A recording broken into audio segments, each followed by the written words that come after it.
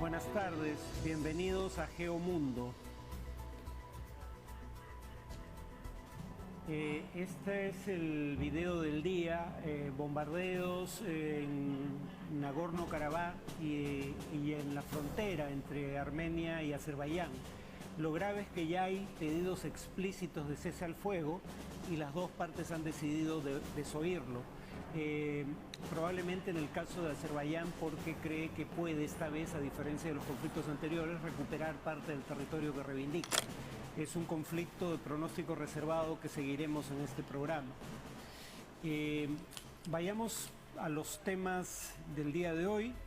El primer reportaje sobre la relación de Trump con grupos supremacistas blancos en los Estados Unidos. El segundo reportaje tiene que ver con la denuncia de la Cancillería venezolana de la presencia de barcos de guerra estadounidenses en lo que sería zona económica exclusiva de Venezuela. Y la tercera es sobre el aumento de la pobreza en la Argentina en el contexto de la pandemia. Vamos con el primer tema, la relación problemática, por decirlo de alguna manera, entre el presidente Trump y grupos de extrema derecha, fundamentalmente supremacistas blancos. Solo bastó 24 horas para que el presidente de los Estados Unidos, Donald Trump, negara a conocer a los llamados Proud Boys, los supremacistas blancos, en el debate contra su rival, el demócrata Joe Biden.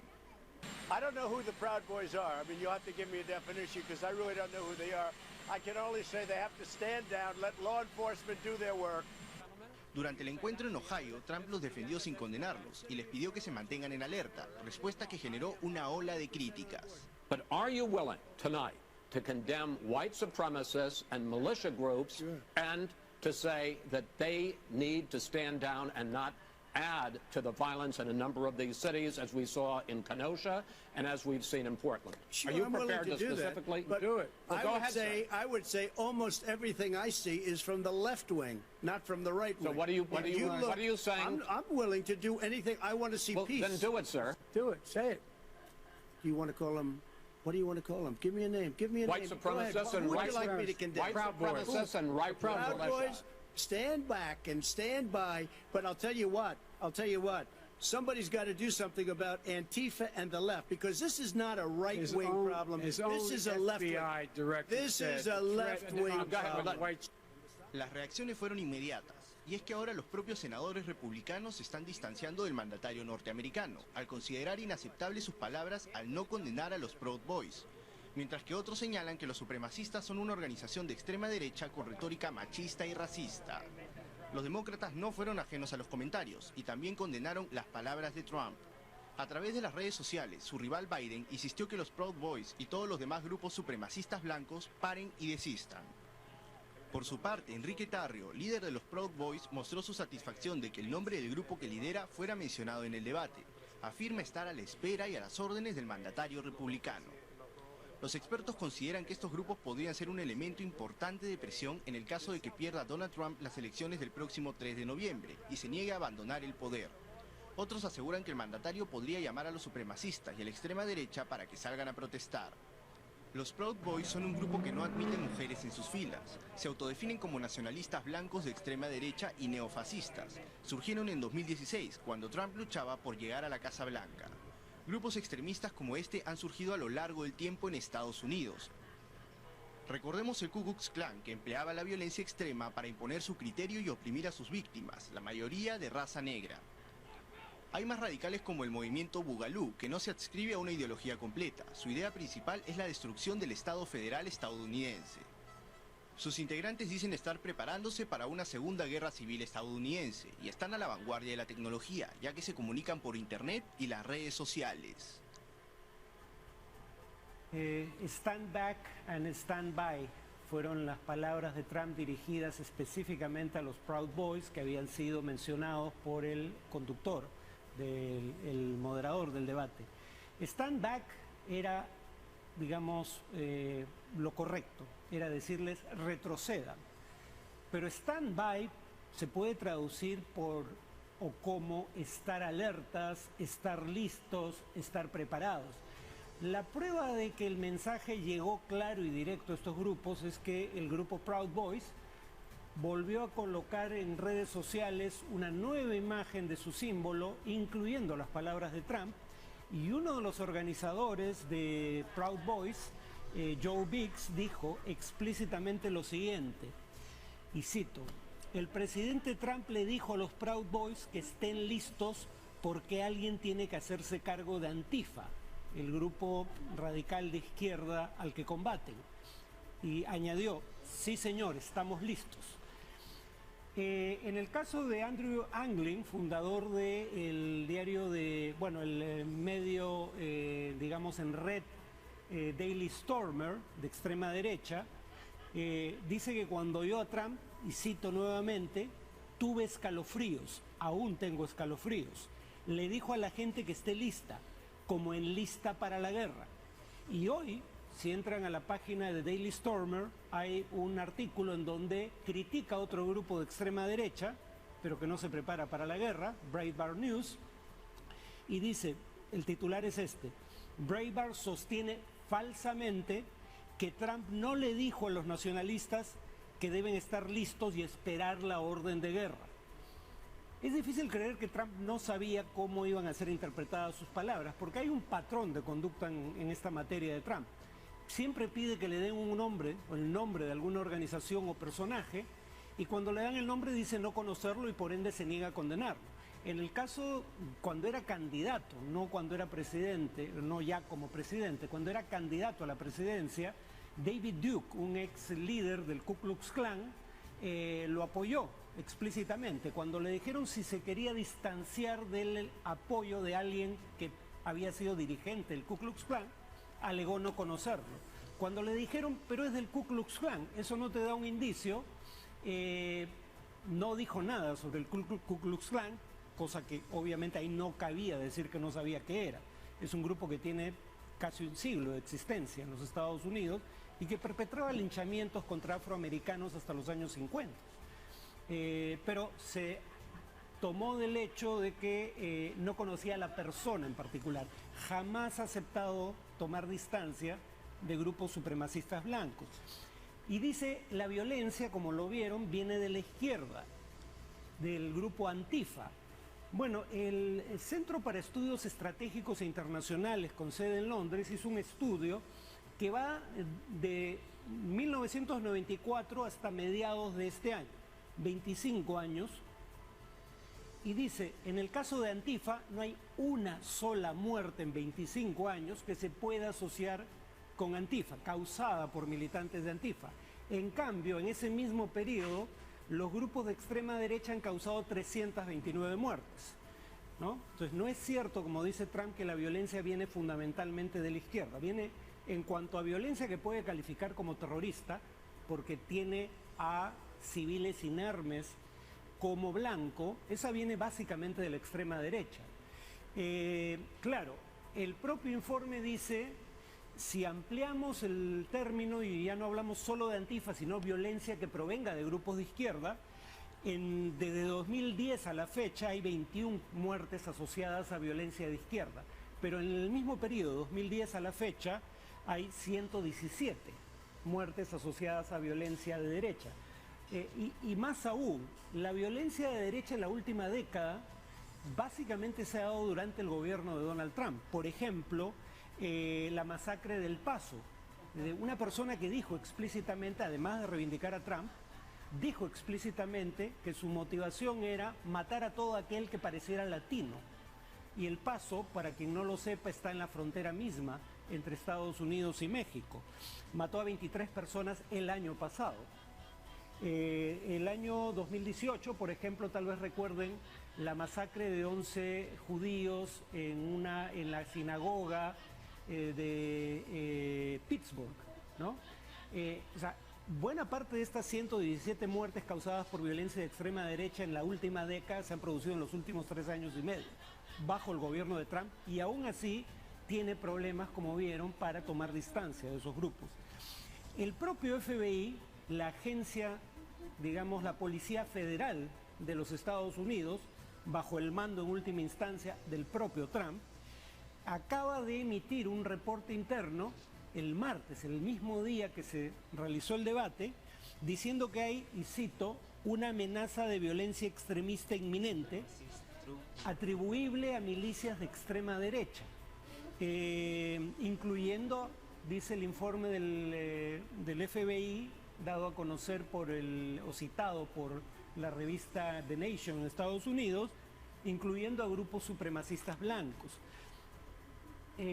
Bueno, esto es lo que les comentaba, ¿no? El símbolo de Proud Boys se ha reelaborado, se ha rediseñado para incluir las expresiones de Trump, stand back y stand by. O sea, básicamente se sienten envalentonados con lo dicho por Trump. Bueno, vamos a la primera pausa y volvemos con la denuncia venezolana de actos provocadores por parte de la Marina de Guerra de los Estados Unidos.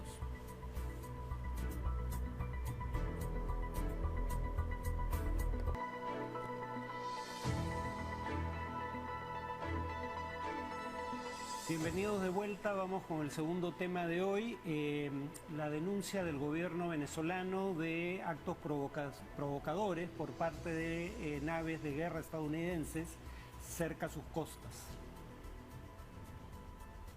La pesadilla de una posible intervención militar en Venezuela persigue al régimen de Nicolás Maduro. En un comunicado, el canciller de Venezuela, Jorge Arriaza, denunció que un buque de guerra de Estados Unidos se aproximó a 16 millas náuticas, unos 30 kilómetros de las costas del país. Arriaza acusó al Comando Sur estadounidense de intenciones intimidatorias por desplegar el buque destructor de misiles guiados USS William Lawrence en la llamada zona contigua venezolana. El dirigente chavista agregó que se trató de un acto deliberado de provocación. La zona contigua se extiende hasta 24 millas náuticas, unos 44 kilómetros de las costas, y según la ONU, un país tiene jurisdicción en materia aduanera, fiscal, migratoria o sanitaria en esa área. El límite del mar territorial, en tanto, son 12 millas náuticas, 22 kilómetros. La tripulación del barco norteamericano alegó a Venezuela que realizaba operaciones de patrullaje contra el narcotráfico. El régimen venezolano ha denunciado varias veces la presencia de embarcaciones militares de Estados Unidos cerca de sus costas. El 16 de julio, Caracas dijo que el barco USS Picnic ingresó de manera furtiva a la zona contigua venezolana, calificándolo también de una provocación. El Comando Sur estadounidense dijo entonces que la nave se desplegó en el Mar Caribe por excesivos reclamos marítimos en aguas internacionales de Caracas por un ejercicio marítimo en junio. La Marina de Estados Unidos insiste en que el reclamo de Venezuela de una zona económica exclusiva que se extiende a 200 millas, unos 370 kilómetros, de la costa del país, es disputado por varias naciones de la región. Quisiera centrar el comentario en el comunicado del gobierno venezolano, ¿no? Una primera cuestión que quisiera resaltar es la parte en la que dice que el buque se encontraba en la zona contigua venezolana a una distancia de 16.1 millas. ¿Por qué la distancia es importante? Porque bajo la Convención sobre Derechos del Mar, la CONVEMAR, los países tienen derecho a 12 millas de mar territorial y 188 millas de zona económica exclusiva. ¿Recuerdan la tesis de las 200 millas esgrimida por Ecuador, Chile y Perú desde la década del 50? Bueno, la CONVEMAR toma esa tesis, pero no como 200 millas de mar territorial, sino 12 millas de mar territorial, 188 de zona económica exclusiva. La distancia es importante porque esto ocurrió en la zona económica exclusiva de Venezuela, pero no en su mar territorial. Y en la zona económica exclusiva hay libre navegación. En ese sentido, no hay violación alguna del derecho internacional, al menos en principio. Otra cosa que destacaría del comunicado es el buque de guerra estadounidense reconoció la autoridad del Estado venezolano al responder a las comunicaciones radiofónicas. ¿Por qué es esto importante? Podrían perfectamente ser actividades contra el gobierno venezolano, sobre todo teniendo en cuenta que Estados Unidos aplica sanciones contra Venezuela y además admite que considera la posibilidad de usar la fuerza contra el régimen venezolano. Además, añade, el comunicado llama profundamente la atención el empleo de un buque de guerra con capacidad misilística de largo alcance para supuestas operaciones de lucha contra el narcotráfico. Honestamente, tiene razón el gobierno venezolano. No es el tipo de embarcaciones que se destinan a este propósito. Sí se usan, por ejemplo, lanchas artilladas, pero no en buques de guerra preparados para una guerra convencional, ¿no? Y dice, se trata a todas luces de un acto deliberado de provocación. Si vieron mis comentarios sobre el gobierno venezolano del día de ayer, se darán cuenta de que no es que tenga simpatía por ese gobierno. Sin embargo, esto la verdad suena razonable puesto en contexto. El 16 de julio de 2020 dice además que ya había hecho una denuncia similar y que por ende esta conducta reincidente e intencional sugiere que hay un interés en provocar probablemente un incidente, cosa que ya ha ocurrido en el pasado, ¿no? Entonces es jugar con fuego lo que hace Estados Unidos, claro. Lo más probable es que si esto escala, quien se queme sea Venezuela, pero yo todavía tengo serias dudas de que en vísperas de una elección en Estados Unidos el gobierno norteamericano pretenda una escalada significativa. No dudo que esto le pueda ayudar a ganar algunos votos en Miami si escala en alguna proporción, pero creo que no están buscando un conflicto armado, al menos no en este momento. Bueno, el otro tema aquí es que relacionado con Venezuela, que no está en la nota, es que tanto la Unión Europea como Enrique Capriles, el líder de un sector de la oposición, han dicho que si no se posponen cuando menos unos 6 meses las elecciones para elegir a un nuevo Congreso en Venezuela, que estaban programadas para diciembre de este año, no participaría Capriles con lista propia y la Unión Europea no enviaría una misión de observación, que sería una forma de legitimar el proceso. Comentaremos esto más adelante. Vamos al segundo corte y volvemos con el aumento de la pobreza, producto en buena medida de la pandemia en la Argentina.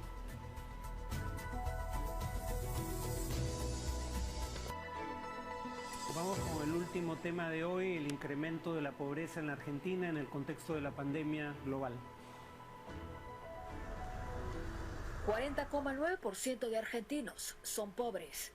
El daño que causó la pandemia del nuevo coronavirus en la ya golpeada economía de Argentina provocó un aumento de 5,4% de la pobreza en el primer semestre, según el Instituto de Estadísticas y Censos.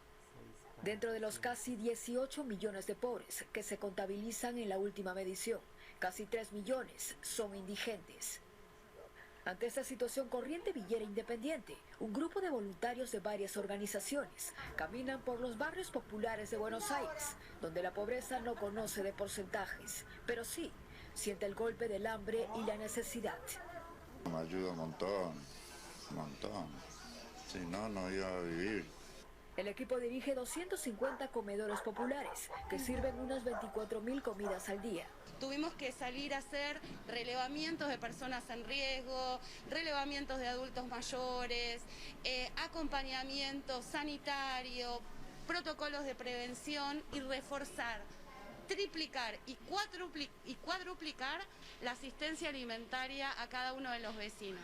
Iniciativas focalizadas que ayudan a un sector de la población que no tiene ingresos suficientes para cubrir la canasta básica y que también es parte del índice de desempleo que aumentó a 13,1% en el segundo trimestre, la más alta de los últimos 15 años. El gobierno aplicó medidas como la entrega de subsidios y apoyo a los comedores populares. Es suficiente para que la gente no pase hambre, pero no alcanza a resolver otras cuestiones como el alquiler de la vivienda, otros gastos de salud. El país está en recesión desde 2018 y enfrenta una inflación de más de 40% anual. Además, el Fondo Monetario Internacional calcula que Argentina cerrará este 2020 con una contracción de 9,9% del Producto Bruto Interno.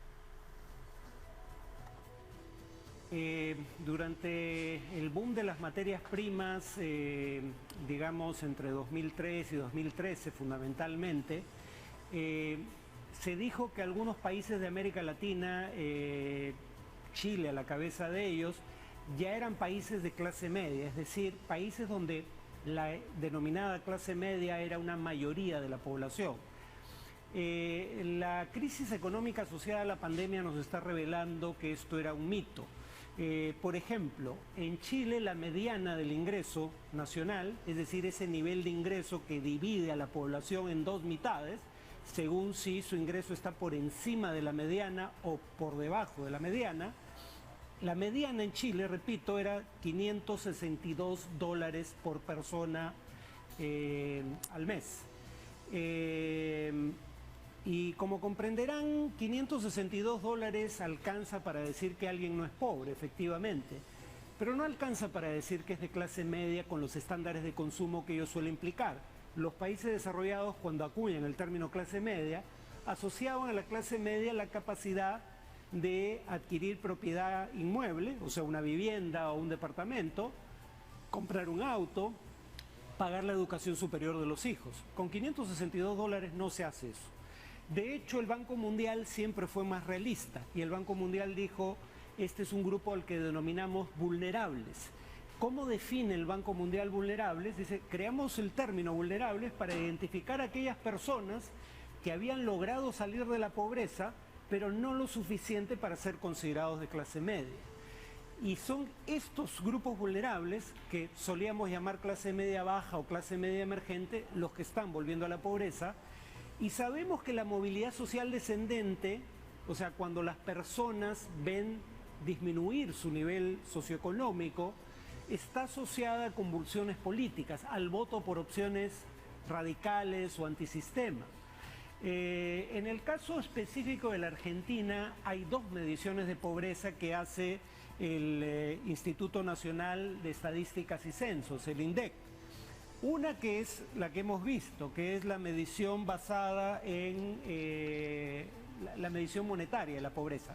O sea, es si obtienes o no el ingreso necesario para cubrir una canasta básica de bienes. Si no tienes ese ingreso, eres metros cuadrados para ver si hay hacinamiento. Es una medición bastante mejor, pero más difícil de hacer. La medición aquí es por nivel de ingresos, pero un ingreso que cubre una canasta básica de bienes. Bueno, vamos a terminar por hoy.